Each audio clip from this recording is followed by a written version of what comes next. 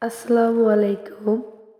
আমি আজকে আপনাদেরকে দেখাবো কিভাবে আলু দিয়ে সিম ভাজি করতে হয়।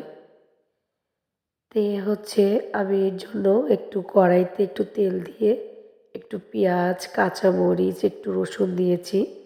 যখন হালকা একটু লাল হয়ে আসলো পেঁয়াজগুলা, তখন আমি একটু জিরা দিয়েছি। দেওয়ার পর একটু নেড়ে-চেড়ে সিম আর আলুটা তেলের উপরে দিয়ে দিয়েছি।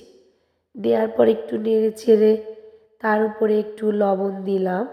লবণ দেওয়ার পর সামান্য একটু হলুদও দিলাম। দেওয়ার পর একটু নেড়ে-চেড়ে সিমটাতে বেশি মজা লাগার জন্য, একটু ফ্লেভার অন্যরকম আনার জন্য আমি একটু ধনিয়া পাতাটা দিয়েছি। এই ধনিয়া পাতাটা দিলে আপনার সিম ভাজিটা একটু বেশি টেস্ট হয়, মজা হয়। তারপর একটু নেড়ে-চেড়ে সিমটা সিদ্ধ হওয়ার জন্য আমি একটু সামান্য পরিমাণ পানি দিয়েছি। এখন সিম যে যেমন খায়, অনেকেই দেখা যাচ্ছে যে একটু নরম খায়, আবার অনেকে একটু শক্ত, শক্ত থাকে তেমনভাবে খায়। সেই পরিমাণ অনুযায়ী পানিটা দিতে হবে।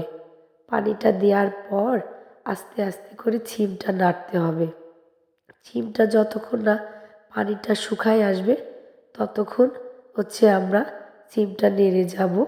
নাড়তে, নাড়তে দেখবেন যে সিমটার পানিটা মরে যেয়ে তেলের পানিটা বেরোয় আসবে। তেল, তেল যখন হয়ে যাবে তখন আমরা চুলাটা অফ করে দিব।